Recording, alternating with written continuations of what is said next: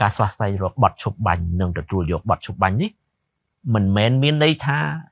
ជាការកាត់ទឹកដីដូរយកសន្តិភាពដោយការលើកឡើងមតិមួយចំនួននោះទេបាទសូមយល់ឲ្យច្បាស់កន្លែងត្រង់នេះបងប្អូនយើងសន្តិភាពយើងត្រូវការចាំបាច់ការការពារទឹកដីក៏យើងត្រូវការរឹតតែចាំបាច់ដែលត្រូវធ្វើមិនអាចបោះបង់មួយណាយកមួយណាទេហេតុអ្វីបងប្អូនអាចយល់បានហើយសន្តិភាពថាវាមានសារៈសំខាន់យ៉ាងម៉េចសន្តិភាពបទឈប់បាញ់គឺជាការបិទបញ្ចប់កុំឲ្យមនុស្សស្លាប់រងរបួសហូរឈាមកុំឲ្យមានការបំផ្លិចបំផ្លាញដល់ប្រទេសជាតិនិងប្រជាពលរដ្ឋដែលជាសោកនាដកម្មនេះជាអត្ថន័យហើយបងប្អូនយើងឃើញជាក់នឹងភ្នែករយៈពេលជាង27ឆ្នាំចុងក្រោយដែលយើងមានសន្តិភាពពេញលេញបាទតាមរយៈនយោបាយឈ្នះរបស់សម្ដេចតេជោយើងឃើញហើយគឺជាឱកាសមាសឱកាសពេជ្រ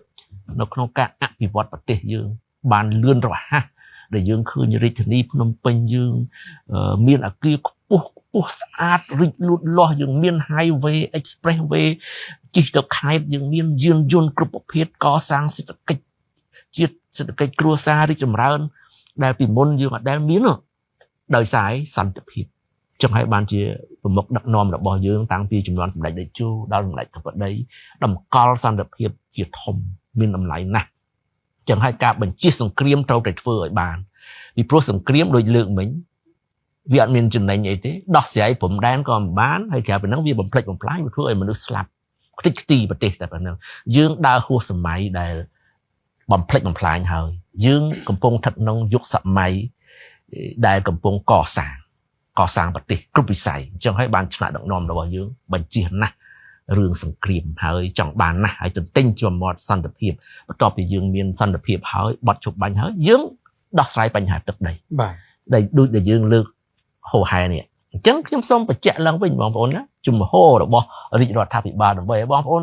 ចាំច្បាស់ហើយជួយទន្ទិញគ្នាខ្ញុំនិយាយរាល់ថ្ងៃអត់មានខានថ្ងៃទេបាទបើបងប្អូនស្ដាប់ press briefing របស់ខ្ញុំប្រចាំថ្ងៃ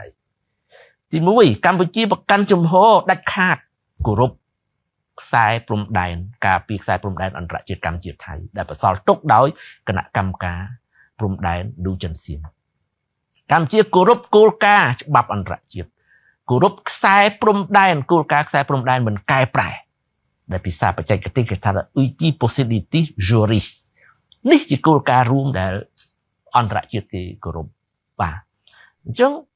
គោរពកំណត់ហេតុបោះបង្គោលព្រំដែនឥណ្ឌូចិនសៀមដែលបន្សល់ទុកហើយកម្ពុជាមិនទទួលស្គាល់ជាដាច់ខាតបងប្អូនណាដាច់ខាត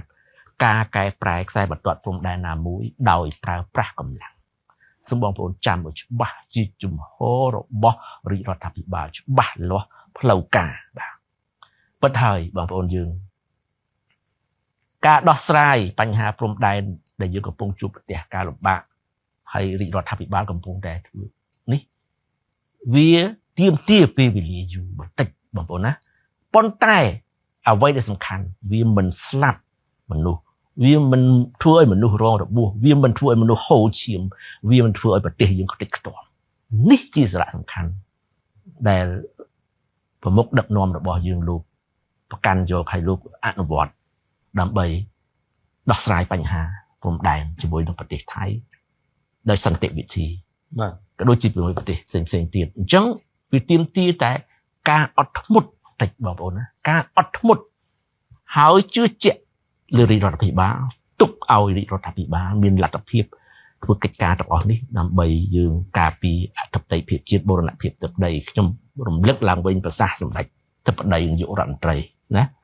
ការពារបូរណភាពទឹកដីនិងប្រជាពលរដ្ឋគឺជាអាទិភាពចម្បងបំផុតរបស់រាជរដ្ឋាភិបាលបងប្អូនចងចាំចំណុចត្រង់នេះបាទអង្គជ័យព័ត៌មានថ្មីៗទាន់ហេតុការណ៍មាននៅលើកញ្ចក់ទូរស័ព្ទដៃរបស់លោកអ្នក